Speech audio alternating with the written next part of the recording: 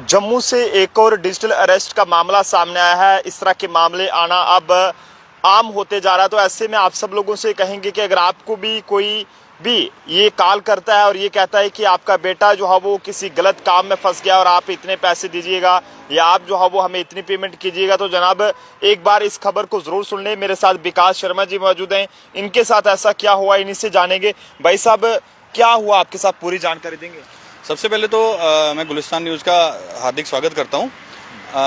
Basically मेरे को ना एक कॉल आता है कुछ 10 बजे के करीब मॉर्निंग में आज ही। तो मैं अपने काम से मतलब गया हुआ था कहीं, तो मुझे 10 बजे कॉल आता है। तो मुझे 8 डिजिट का एक नंबर था, उससे मुझे कॉल आया और वो पहले कंप्यूटर जनरेटेड कॉल थी। ठीक है, कंप्यूटर जनरेटेड कॉल थी। उस पे कॉल पे बोला जा रहा था कि आपके खिलाफ एक साइबर फ्रॉड का मुकदमा दाखिल हो गया है। तो अगर आपको विस्तार से जानना है तो 9 दबाएं। मैंने 9 दबाए। 9 दबाने के बाद कॉल कनेक्ट होता है।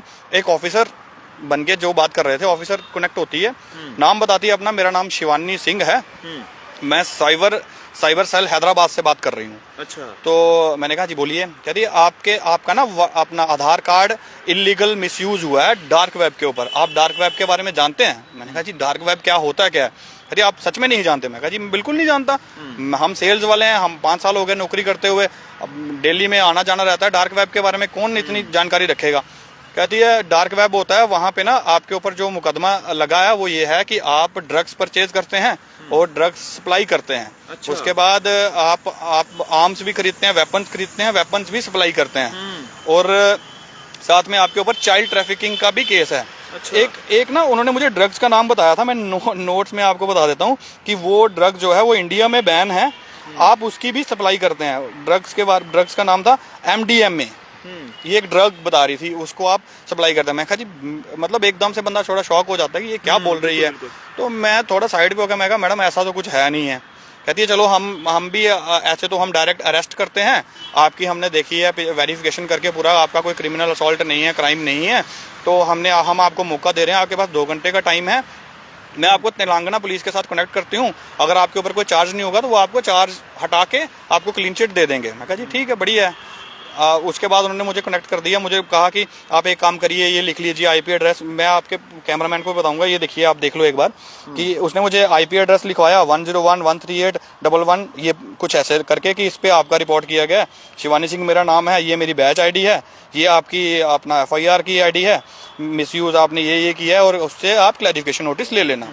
ठीक है, तो मैंने किया ठीक है चलो कोई बात नहीं। उसके बाद उसने मेरी कॉल कनेक्ट कर दी। ड्यूरिंग कॉल बंदे ने मुझे सारी फिर वही कहानी पूछी, आप क्या करते हैं, कितनी सैलरी लेते हैं, घर का खर्चा चल जाता है, कहीं कोई आपको पैसे की ज़रूरत तो नहीं पड़ती, पैसे के लिए तो ऐसा काम नहीं कर रहा है। मैं कहा सबसे पहले तो आप मेरी बात सुनिए, ना मैंने ऐसा कुछ काम किया है और ना मैं करता हूँ।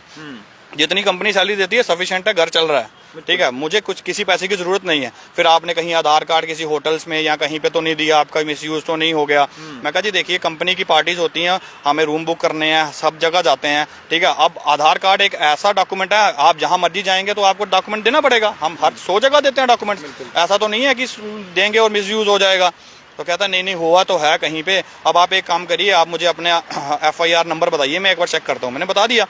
फिर उसने मुझे कहा कि ठीक है, मैं ना अपने हेडक्वार्टर में आपको कनेक्ट करता हूँ, वीडियो कॉल के थ्रू आपको कनेक्शन किया जाएगा, आप एक बार कनेक्ट हो जाइए। मैं कहा ठीक है। फिर 5 मिनट के बाद उसने कहा कि तेलंगाना तो बहुत दूर है, आप कैसे आ पाएंगे यहाँ? आप एक काम करिए, व्हाट्सएप पे मैसेज कर दीजिए ये कि मैं तेलंगाना बहुत दूर है, मैं यहाँ नहीं आ सकता, और आप मेरा फ़ोन पे ही सेटल कर दीजिए। मैं कहा ठीक है, मैंने मैसेज कर दिया, मैं मैसेज भी दिखाता हूँ, उसका नंबर भी है। बिल्कुल। तो जैसे उसके बाद हुआ, कहता 5 मिनट के बाद आपको कॉल आ जाएगी। 5 मिनट कैब डाली है, यूनिफॉर्म डाली है, अब नेशनल एम्बलम पीछे लगा हुआ है, जवाहरलाल नेहरू की फोटो है, तिरंगा साथ में है। तो कहता है कि हाँ जी बताइए क्या केस है आपका? अच्छा। मैंने कहा जी ऐसे ऐसे चार्ज मेरे पे लगाए गए हैं, वो ऐसे ऐसे मुझे बोला गया इससे पहले। तो कहता है कि नहीं आप अभी कहाँ पे हैं? मैं कहा जी मैं शमशान घाट में हूँ, कोई किसी की डेथ हो गई है, मैं वहाँ आया हूँ। कहता फिर ये तो सेफ प्लेस नहीं है आपसे बात करने की, आप कैमरा बैक करके दिखाइए आपके आसपास कौन है। मैंने कैमरा बैक करके दिखा दिया।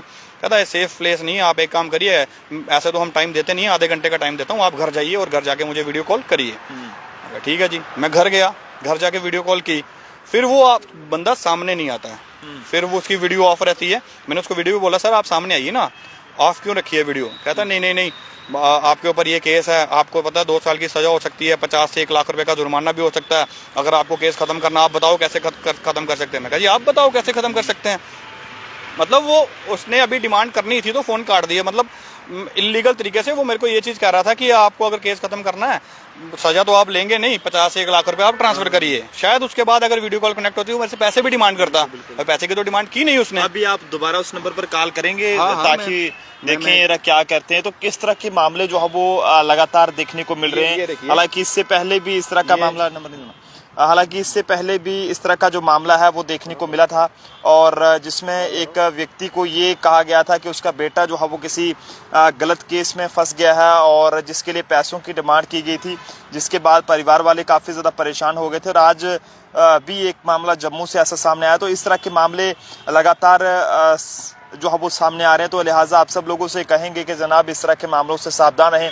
कोई भी अगर आपको कॉल आती है और ये कहते हैं कि आपके ऊपर केस है कोई और आपको इतने पैसे जो है वो देने होंगे, तो पुलिस की तरफ से कोई भी ऐसी कॉल नहीं आती है, और ना ही पुलिस ऐसी कोई कॉल करती है जिसमें आप लोगों से जो है वो कोई अगर आप पर पर्चा लगा हो तो उसमें आपसे पैसे मांगा जाए। तो अभी ये नहीं उठा रहे हैं? नहीं नहीं, अभी ये फोन उठा नहीं रहे हैं।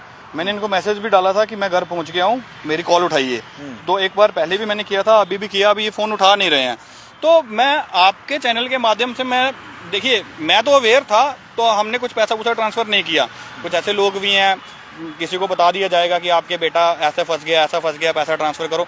देखो पैसा तो कोई ट्रांसफर करेगा या ना करे वो बात की बात है, लेकिन मैं आपके चैनल के माध्यम से ये कह रहा हूँ, जितने भी आपके व्यूअर्स हैं, आपको देखने वाले हैं, मैं उनको यही बताऊंगा कि आपको अगर ऐसी कोई दिक्कत परेशानी आती है तो आप अपने सबसे पहले कंसर्निंग पुलिस स्टेशन में रिपोर्ट कराइए। अगर आप पुलिस का सहारा लीजिए, क्योंकि कोई भी बंदा होगा, अगर आपको किसी दूसरी स्टेट से आपके ऊपर मुकदमा है तो वो आपके कंसर्निंग पहले स्टेट पुलिस ऑफिस पुलिस थाने में आपके खिलाफ पहले वो कार्रवाई करेगा। बिल्कुल बिल्कुल। ऐसे तो डायरेक्ट आपसे डिमांड करेगा नहीं कि हम आपका केस खत्म कर सकते हैं। तो मैं बता रहा हूँ कि पैनिक मत होइए, अगर ऐसा कुछ होता है तो आप सामने आइए, ठीक है, उसको फेस करिए, लेकिन पैसा कोई भी ट्रांसफर मत करिए।